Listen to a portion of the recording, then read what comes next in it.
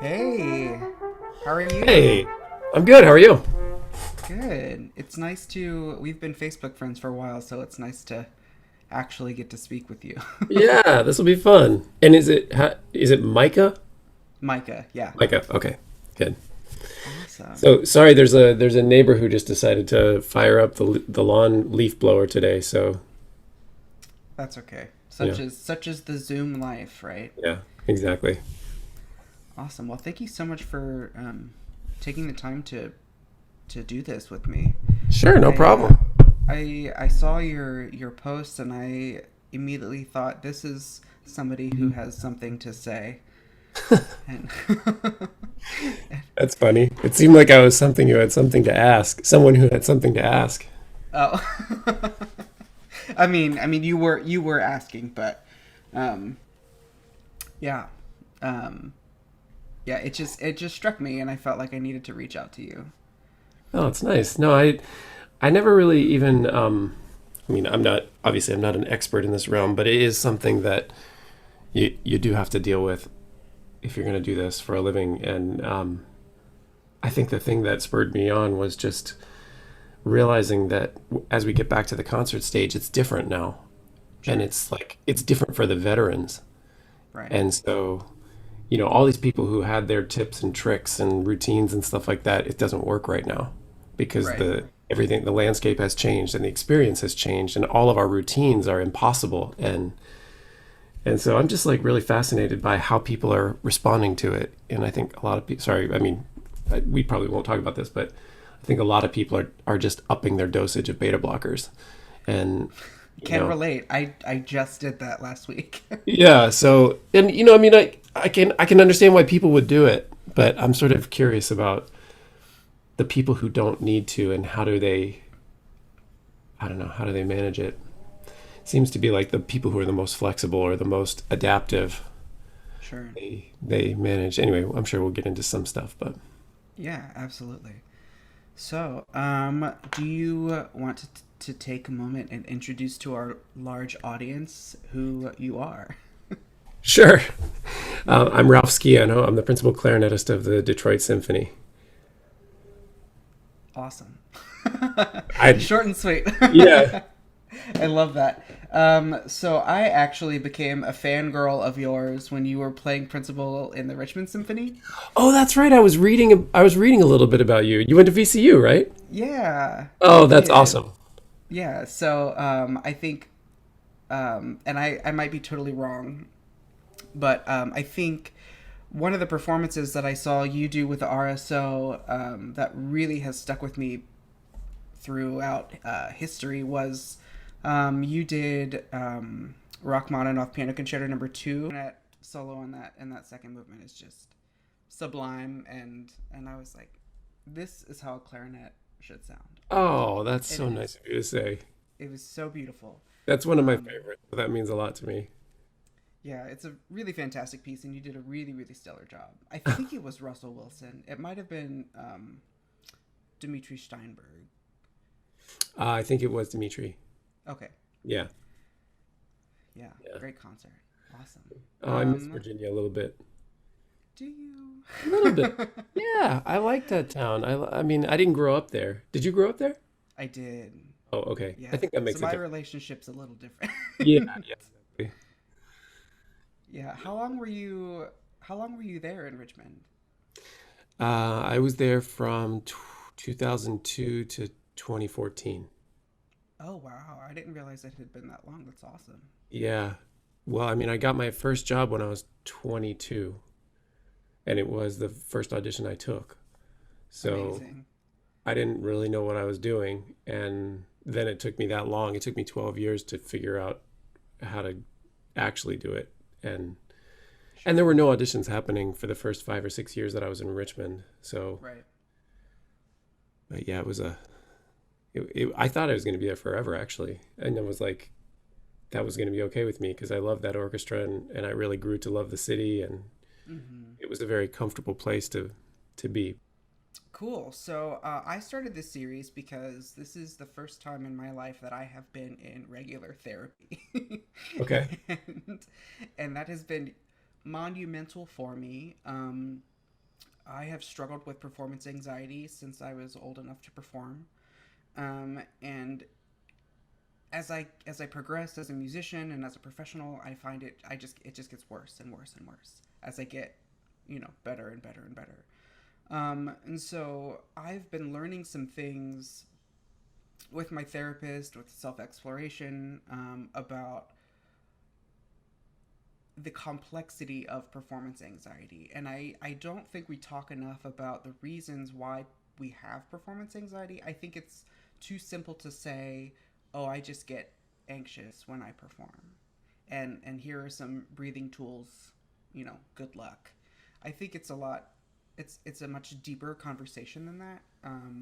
So I just wanted to talk a little bit today about what your experience has been with performance anxiety.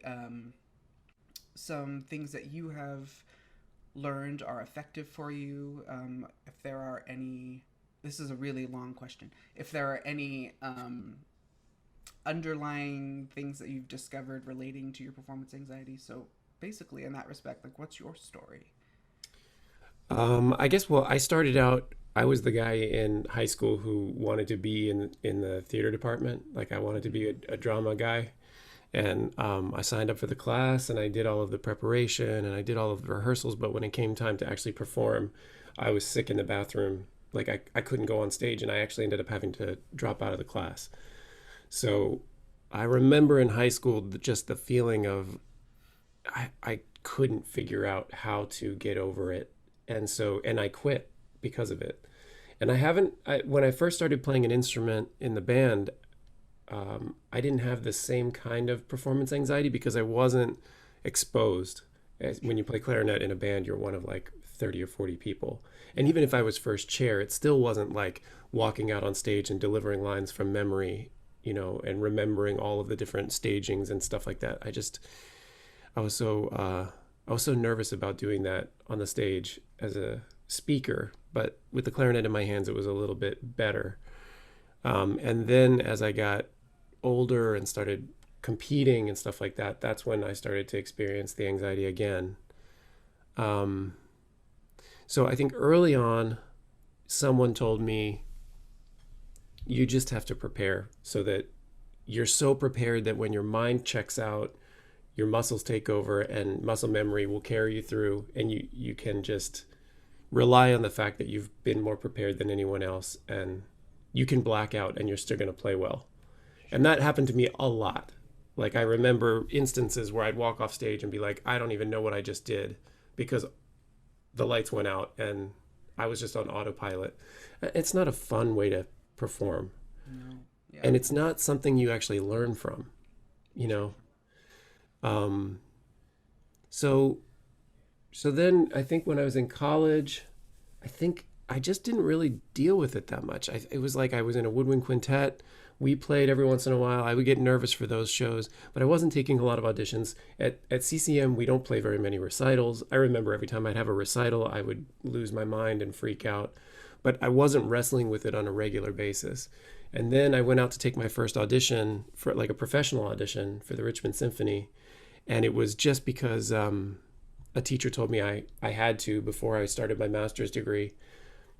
I had no one told me it was going to be difficult. No one told me what the competition was like. Someone sat me down and gave me a process to prepare, and I just went out and took the audition.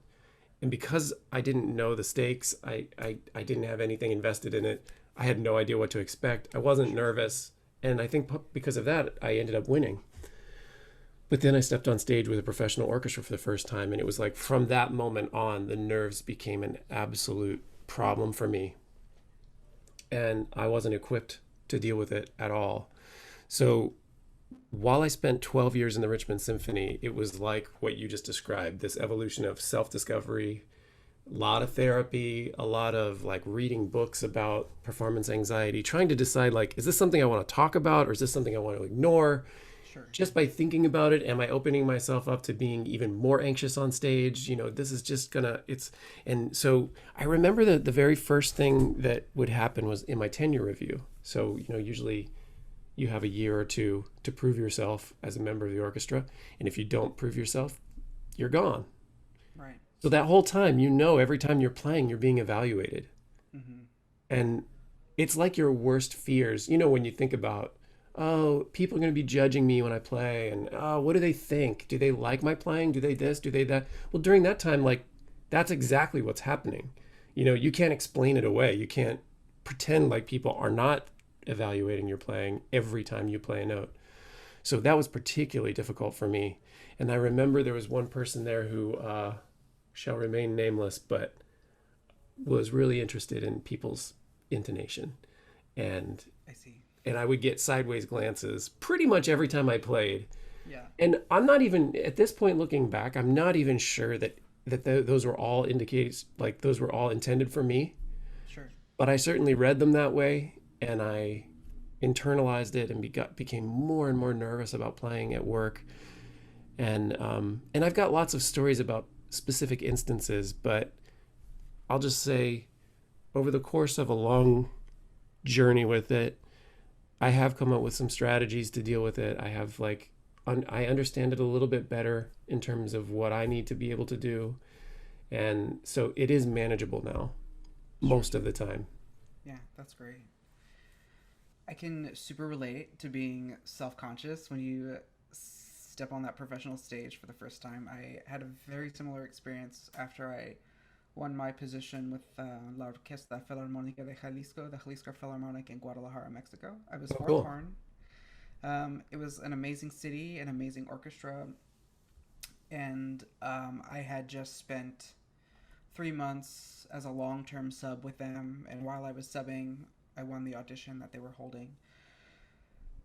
But it was really different as soon as the first day of my contract started, and I get into that first rehearsal, and even though I'd been playing with that orchestra for 3 months, this there really weren't any stakes because at that point it was just a long gig, Right. that I Right. really really enjoyed doing. But now,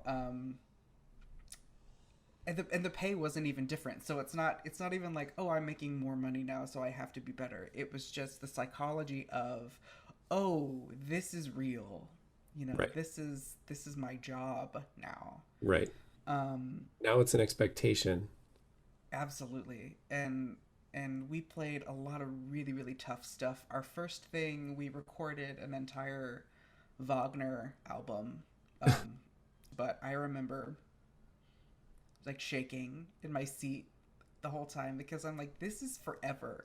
This is Right. going to be recorded. And if I miss anything noticeable, the whole orchestra is going to have to stop and we're going to have to redo passages. And it was Right. exhilarating, but also mostly terrifying. And then our second concert was Rite of Spring. And then our third concert was Beethoven 9, which has that huge fourth horn solo. And I was really trying to keep it together because I loved my colleagues, and it was a very young section, so we were just kind of like on a high of being young professional orchestral musicians. But it was very nerve wracking, and you're so right about the psychology changing once you become aware of what it is that you're actually doing. And I played well.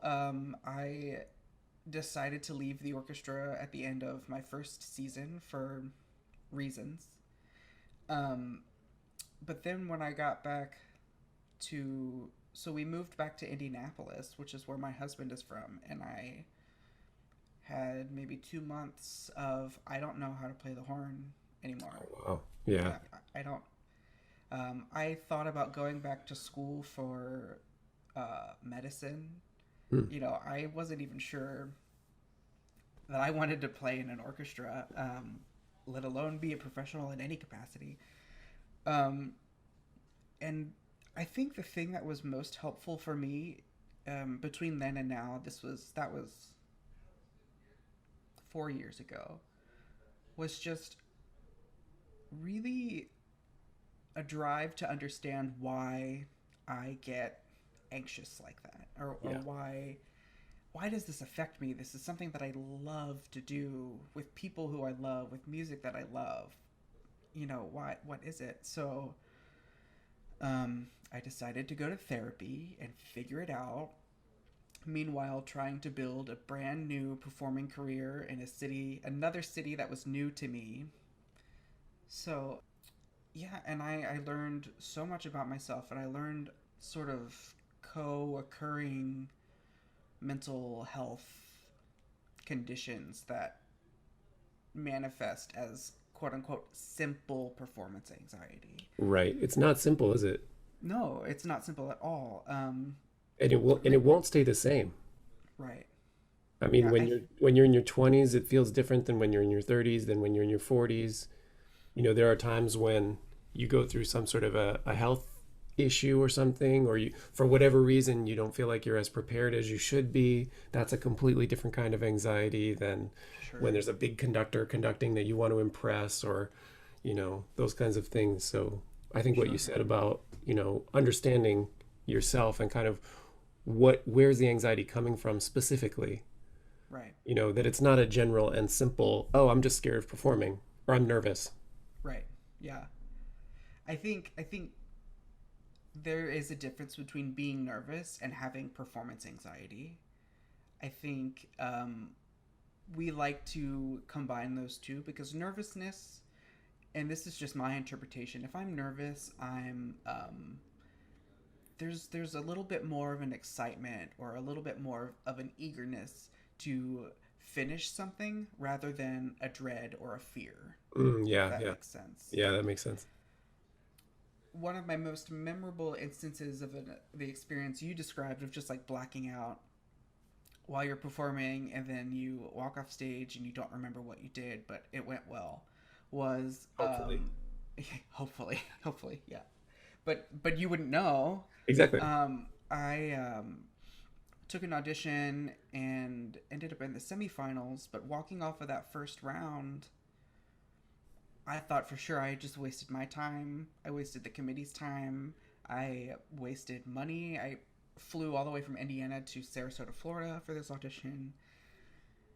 And when they called my number, I was like, there's no way. And, you know, and I Hmm. was sitting with some friends that I had known at the audition, and they were like, awesome, like we knew it. And I'm like, you're literally the only person in this room who quote unquote knew it, because I couldn't tell you what I did. I couldn't tell Hmm. you how I played, if I missed any notes, Right. if I was in tune. Um, and you're right. That is a horrible way to perform, because performing should be a sharing, an act of love.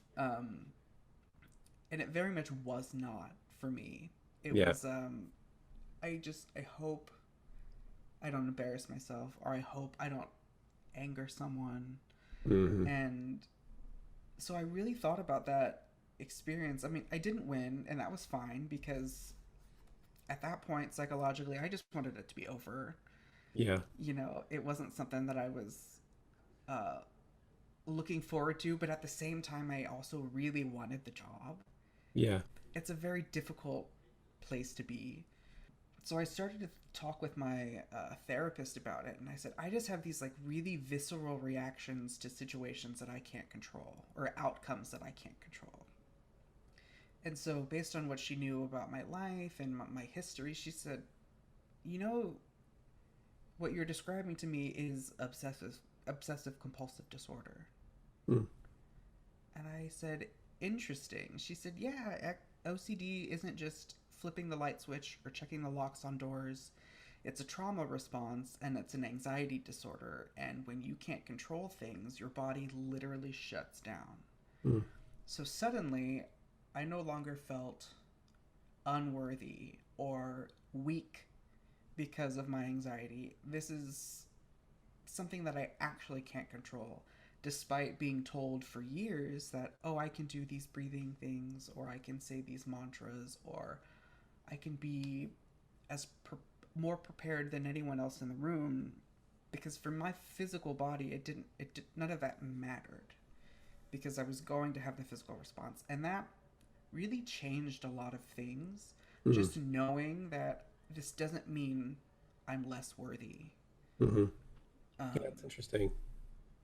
Well, so I think, along the way for me, I recognized that there were going to be some ways that I was going to have to manage whatever I was going through, wherever it sure. was coming from.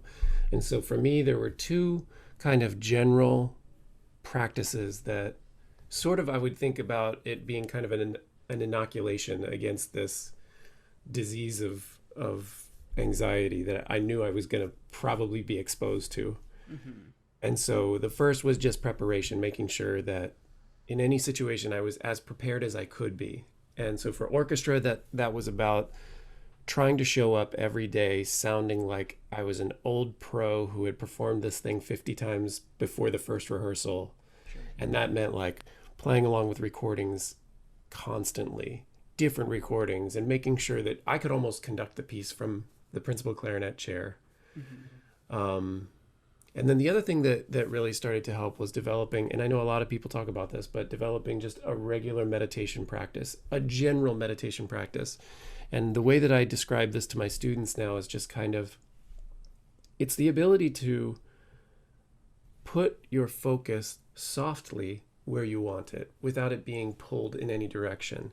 It's Sure. not really, I don't think of it exactly as controlling my thoughts as much as developing the ability to let my thoughts go when they're Sure. not helpful. And so going through a daily practice, I use an app called Headspace that I've used for 5 or 6 years now. And even today, even yesterday, I was in the middle of I only do it 10 minutes. I've never let myself go over 10 minutes because I just want to make sure I keep doing it every day. And if it gets unmanageable, I know I'll stop. Sure. Sure. But I'm always sort of surprised when something comes out of that practice that I can then take into a performance or a rehearsal situation, and it helps so much. Like the two that come to mind specifically are just the concept of feeling your weight in the chair. I mean, every meditation they do on that app starts with this idea of becoming aware of the space you're in, feeling your weight in the chair, and the sensations in your body. And Hmm. so when I'm about to try to play something difficult, or when there's like a big solo coming up and I've got to count rests or something like that, your mind really can only have so many things going on at the same time. Like maybe you can think of two things at the same time, maybe three. But Sure. if one of them is feeling your weight in the chair, that plugs up one bandwidth. Right. And then the other one can be counting, and the third one can be what character are you going to play this next entrance in. If you got those three things going on, there's very little room for intrusive thoughts to get to you. Sure. So those things have been very helpful just in terms of like general maintenance. And then on top of that, going back to what we were talking about in terms of just sort of like an internal investigation about where is this coming from? What am I actually nervous about? I got into self-hypnosis when I was back in Richmond, and I went down this 2 or 3 year journey with that where I started by seeing a counselor who specialized in hypnotherapy Sure. and recording the session that she did with me. And then when that sort of ran its course and became a little bit less effective, I started studying the way that hypnosis scripts were put together, and then like incorporating some other resources that had already been written about performance anxiety with musicians and stuff like that. And I ended up recording my own hypnosis script, and it was something that I used throughout my time in Richmond, and it was especially helpful in the auditions. And I kind of see it as a way to reprogram your subconscious response to any given situation. And we can talk more about that if you're interested. And then I also do a bit of visualization. And for visualization, when you described your experience of walking off the stage, like feeling like, oh, I just blew it, Hmm. in your audition, I do the opposite. And it's a very simple visualization where I just picture walking off the stage with this big smile on my face, having just played, like, not played well, but really enjoyed myself playing. Sure. But the smile's key. And then I Yeah. rewind it and I do it again, and I rewind it and I do it again. And it's less about like visualizing the perfect sound and the perfect execution. It's more just visualizing like it's over and that was fun. It's over and that was fun. I did it Yeah. and it was fun. And then the third thing, like specifically, is when you've identified something that you think might be contributing to the anxiety. I'll give you a specific instance. For me, I'll give you two actually. For me, showing up at an audition and seeing who signed in before me, like the names of the famous people that were here Yes. that win everything, and like, oh, I'm an imposter. I can't hang with these people. They're all so much better than me. Seeing that list unraveled me at so many auditions. And so, that was one thing where I thought, okay, I can come up with a creative solution to this. I don't need to dig deep to tell myself that I'm worthy or any of these things that, yeah, they would be helpful. But like, can I also incorporate something into my preparation that's going to, like I said, inoculate me against this one? So I made the sign-in list from hell, and I made like 100 copies of it. I put it on a clipboard and I set it at the entrance to my home practice room. And every time I came into to practice, I'd look down at the names and sign my name underneath of it and practice something like saying like, we're all humans. We're all going to make mistakes. I wish them well, and let's go. And I just every day would practice seeing it and responding the way I wanted to. Seeing it, responding the way I wanted to. So that then when on audition day came, I saw the list. I was like, wow, this is familiar. Wish them well, move on. Another example of that would be, and I talk about this a lot now, but when you're playing an audition and it's like, it's super quiet on stage, and like you're not used to the quiet, and it's way quieter than you think, and you can hear this behind the screen. Uh-huh. And like, what do you think of when you hear that? They have lots to say about what I'm doing. And is it positive or negative? It's negative. Absolutely. It's definitely negative. And then you hear this sound. And what does that tell you? More of the same. They're done. On to the next one. Yeah. On to the next, yeah. Next. That's what that sound says to me. So I would hear that and I'd be like, man, that freaks me out. So I went home and recorded this sound, followed by this. And I put it on a loop, and I played it while I was doing my mock auditions. And instead of thinking about the excerpts and like playing them perfectly, sometimes all I would do is hear that sound and then purposefully fill those pages with all the good things they were thinking about me. Sure. Oh, they're writing down like, what a beautiful sound. Oh my gosh, we've never heard a clarinet play this in tune. That's the most musical thing I've ever heard. And then they flip the page, and instead of them thinking, next, they'd be like, I don't have to hear anymore. This is the person we need to hire. Yeah. Let's do it, And after doing that, the very next audition I took, it was like a superpower. I could hear that sound, and I was like, oh my God, I'm getting better. Like I'm getting more and more confident based on this thing that used to be such a... So I think having the creativity, once you've identified what the issue is or what might be a trigger, having the creativity to sort of solve that problem in a way that maybe nobody's mentioned to you before. You just think like, oh, what if I tried this? Sure. And then there's no pressure. It like the next audition becomes kind of like a scientific experiment. You go, did that work? If not, like, what was the experience like? And what can I tweak for the next one? Like it kind of takes the pressure off a little bit because every time you go out, you're trying something new. So I don't know if that makes any sense or resonates with you. Oh, I think it's beautiful. I think that those are some really, really wonderful tips. I never would have thought about recording that pencil scratching at the page flipping, and that's genius. It's genius. Well, it's like you said, there are going to be things that you can control. Sure. And then there are going to be plenty of things that you can't control. So embracing the things that you can't control and realizing that in a way you can train your response to them. Sure. But you have to be proactive about it. Yeah. You can't be reactive, and you can't be tense and like say like, I'm not going to react. I'm not going to hear that sound. I'm not going to respond to that sound. You are going to respond to it. Your subconscious is going to respond to it. Tell it what to do. Sure. Like make it helpful for you. Yeah, that's great. It reminds me of... sorry. No, go ahead. Over the summer, Jeff Nelson did a series of fearless chats, and one of his guests was Katie Woolley, who's the principal horn of the Concertgebouw Orchestra, and she said that whenever she doesn't do well in an orchestra in an audition or performance, she doesn't say, "Oh man, like that was really bad" or "that was really difficult." She just says, "I haven't found a way to do it yet." Oh, interesting. Yeah, and that your analogy of the scientific experiments reminds me a lot of, "Oh, I just haven't found a way to do it yet." Yeah, it's like Ben Zanders. He just goes, "How fascinating! Yeah. How fascinating! Well, what can we learn from this?" You know.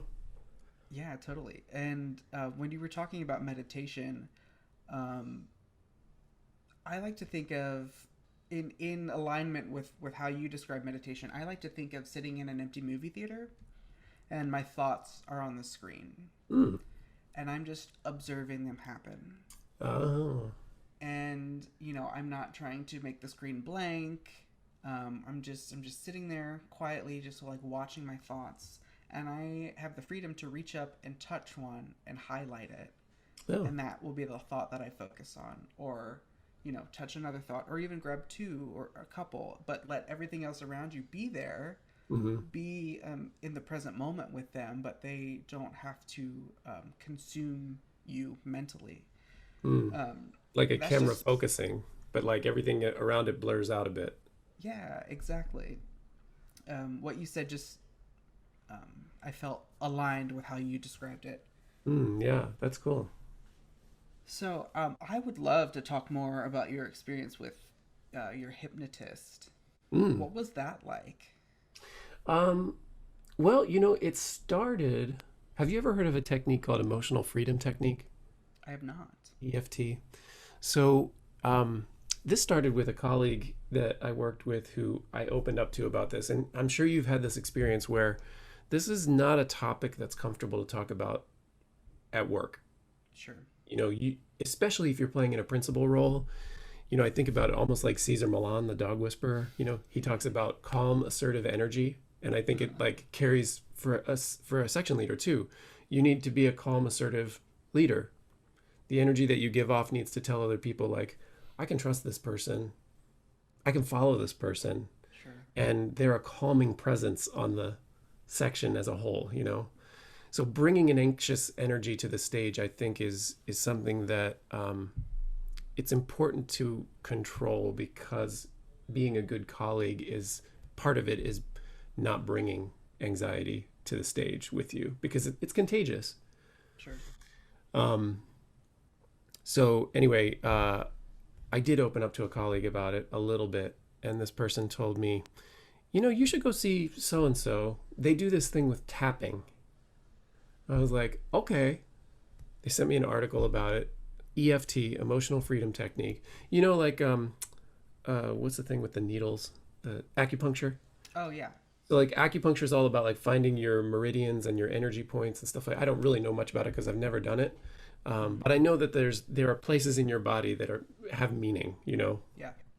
So I think they're called meridians. I'm not really sure. But I show up for this session, and the woman says, all right, well, this is what we're going to do. There's going to be a series of like places on your body where you're going to have to tap, and you're going to say this mantra over and over again while we do it. And I said, honestly, I just have to be honest with you. I'm not into this at all. I don't believe it.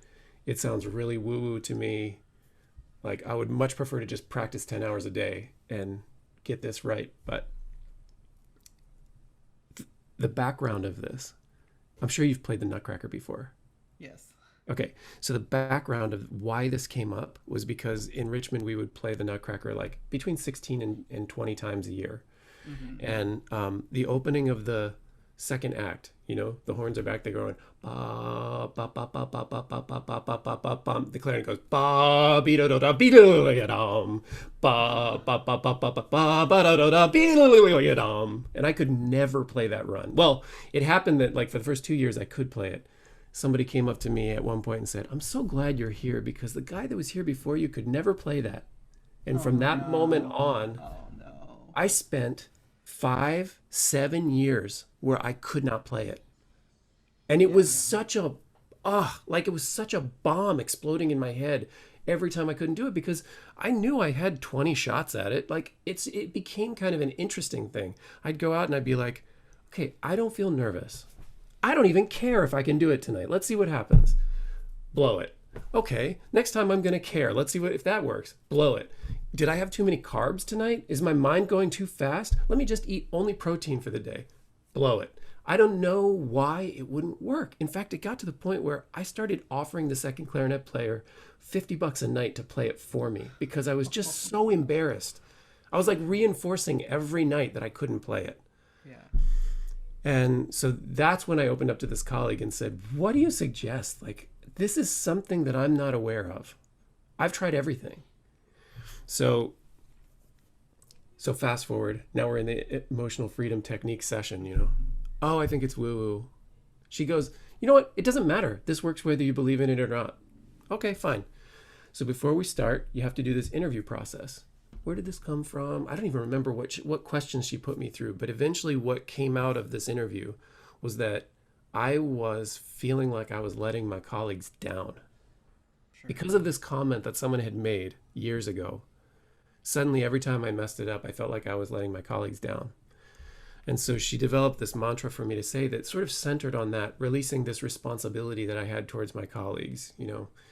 And then as you do it, you tap on these, I don't remember where they are, but there are several that you just keep going around. Honestly, I didn't feel anything. I got up half an hour later and was like, all right, thanks so much. That was a waste of money and time. Yeah. I'll probably never see you again. And I walked out of her building and threw up in the front yard. Oh, no. And then I tried to get to my car, threw up again, just before getting into my car. I made it home just in time to get sick one more time. And then I went to bed and I slept for 2 days. Wow. And when I woke up, I had the flu, basically. Mm-hmm. And so I called in and I missed the rest of the performances of the Nutcracker that year.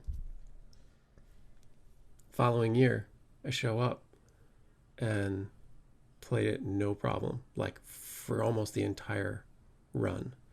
And I felt all of a sudden like I had excised a demon in this. Yeah. So all of which is just to say, that's what alerted me to the fact that the subconscious mind is working under the hood all the time. Sure. And there are times when you can't even consciously get to it. It's so far under the hood that you can knock on it and try to, but it's locked. You can't get under there to see what is the mechanism at work that's undermining all these efforts that you're making, you know?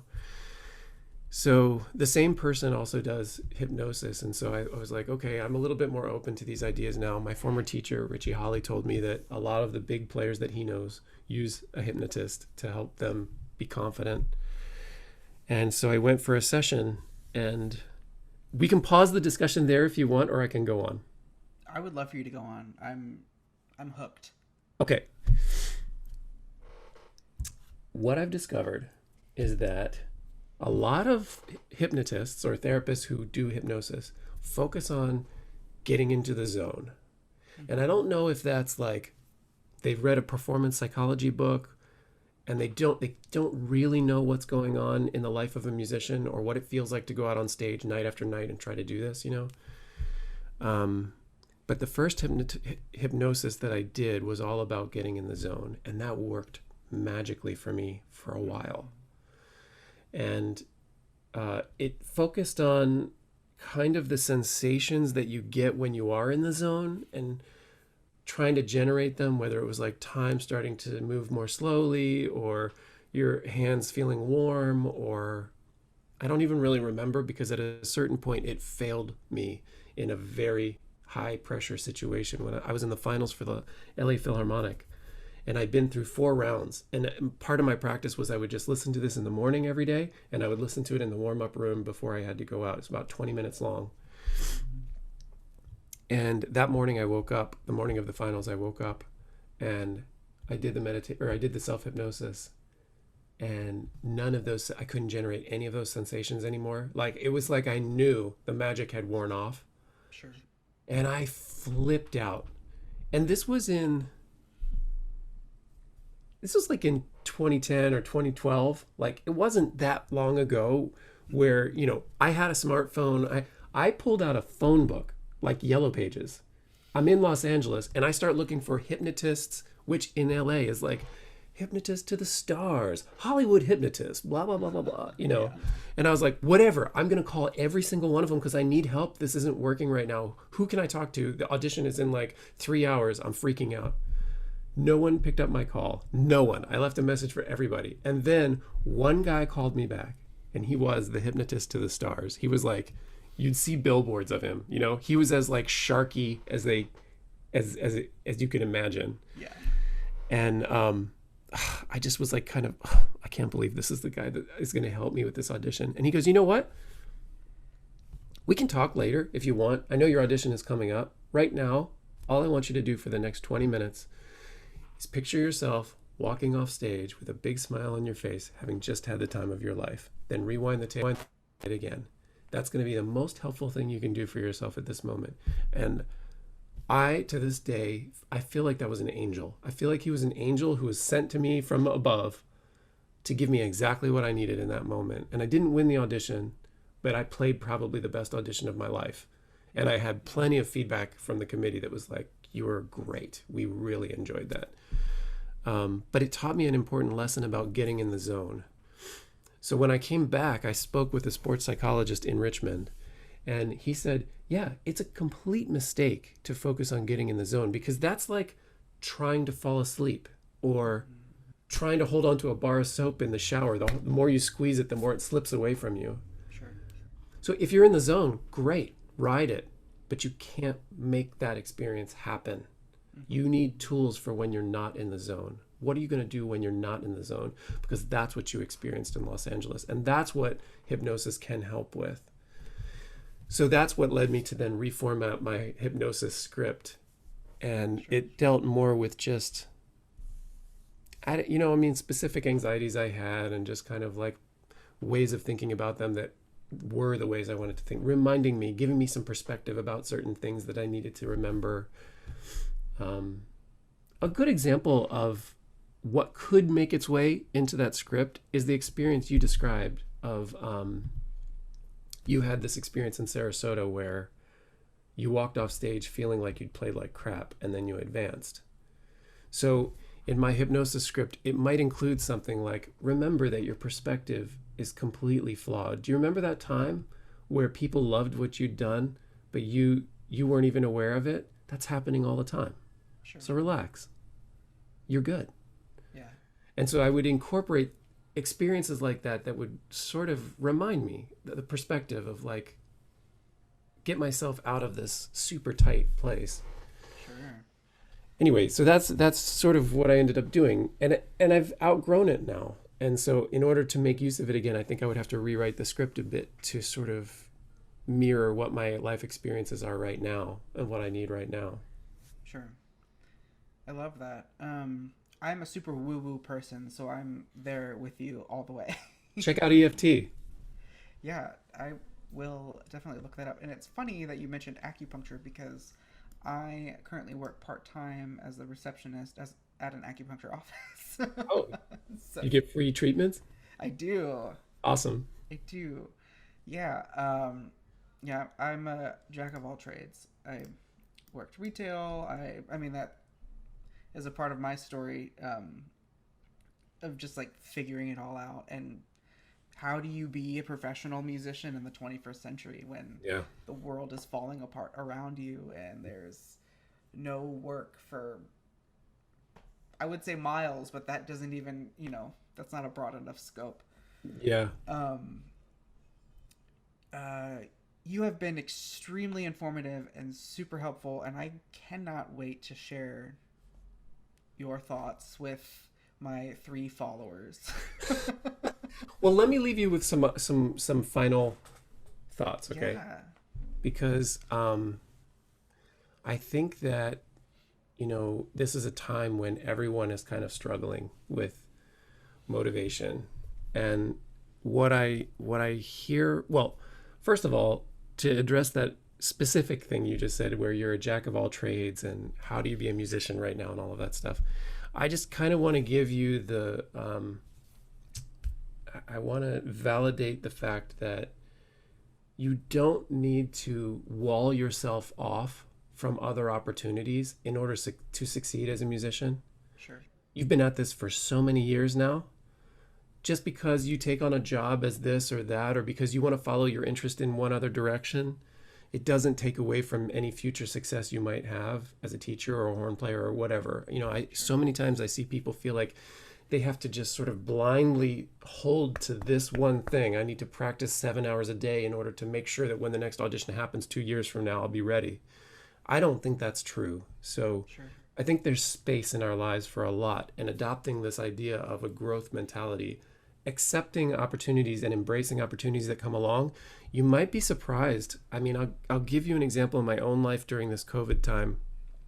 I was very resistant to teaching through Zoom, very resistant to working with students on chamber music through Zoom. I thought that was going to be impossible. It is fairly impossible. But some things have come out of it that I feel have that have developed skills for me that will be invaluable as a musician. One of them is just, we're doing these recording projects where the level of accuracy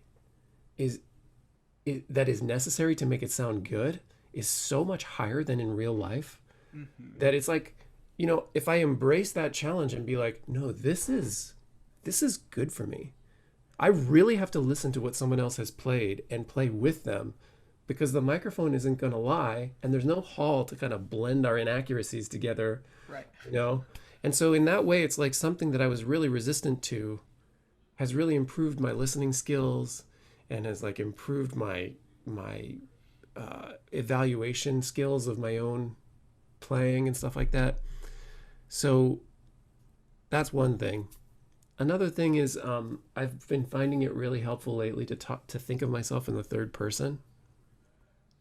So instead of saying like, I really need to practice today, I wake up, it sounds stupid, but I wake up and I'm like, well, so Ralph really needs to get about like 2 hours of practicing in before he sits down to watch Netflix and whatever, you know what I mean? Yeah. And somehow it takes the like personal ownership of it off. It's almost like I'm talking to myself like I would talk to a valuable student or a friend that I really care about. So much easier for me to speak with compassion and enthusiasm and encouragement to someone else than it is to speak to myself that way. Sure. So if I start speaking to myself as though I am someone else, sometimes that really helps. But I just think it's so important to just realize that everyone gets nervous, and it just means that you care about what you do. Right. And that it's not a negative thing, that it can be, like you said, it can be a source of excitement. Recognize that almost everyone I know talks about feeling like an imposter. So remind yourself that like everyone around you also feels like an imposter. They may not tell you, but I guarantee you the bulk of them feel that way too. And you can't all be imposters. We talked about like striving to control what you can, but also learning to let go of the things that you can't control. There's just no way to control certain things. And then I think of my work needing a quality of lightness and a sense of humor.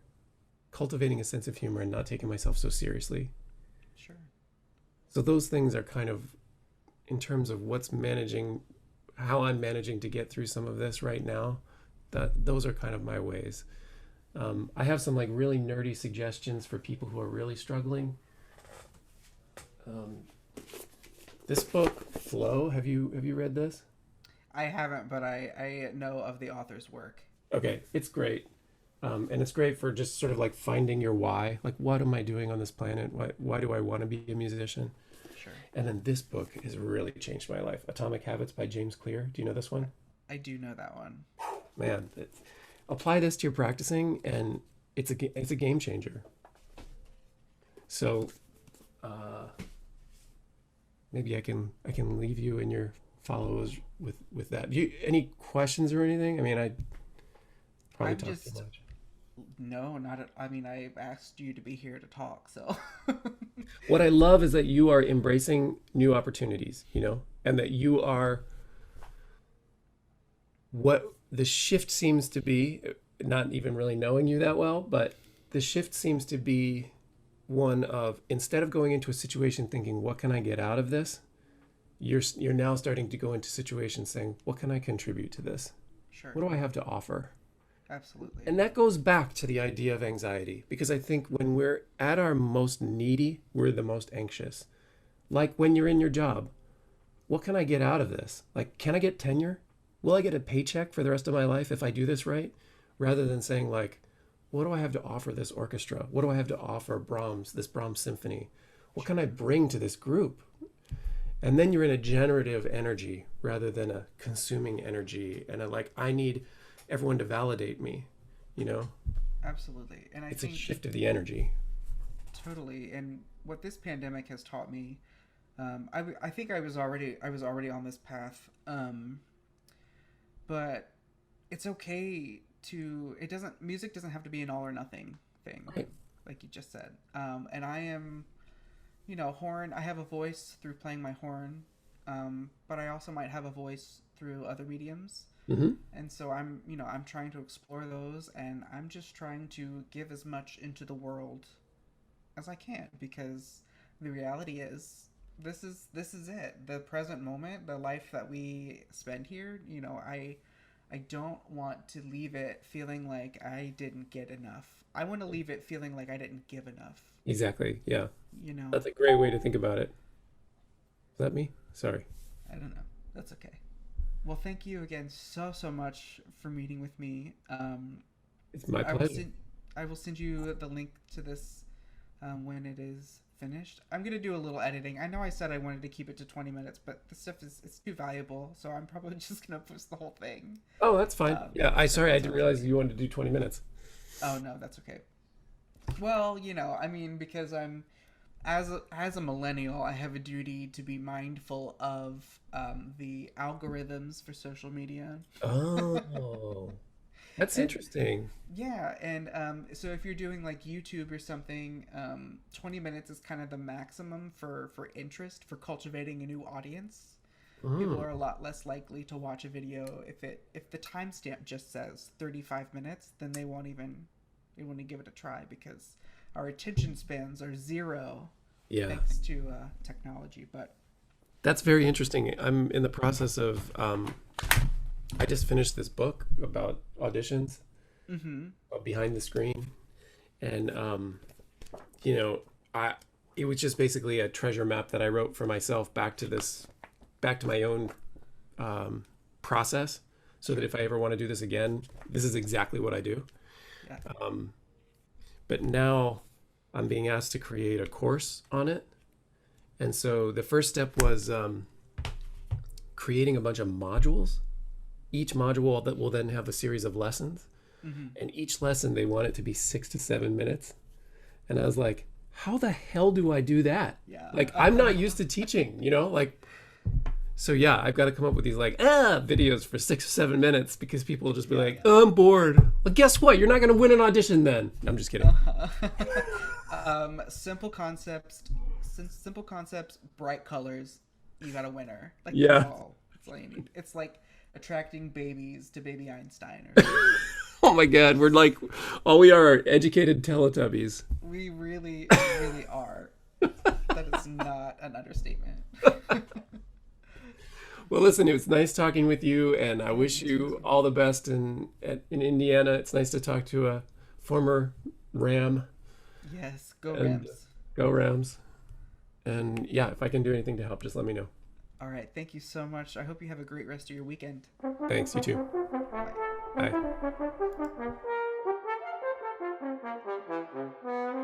Bye.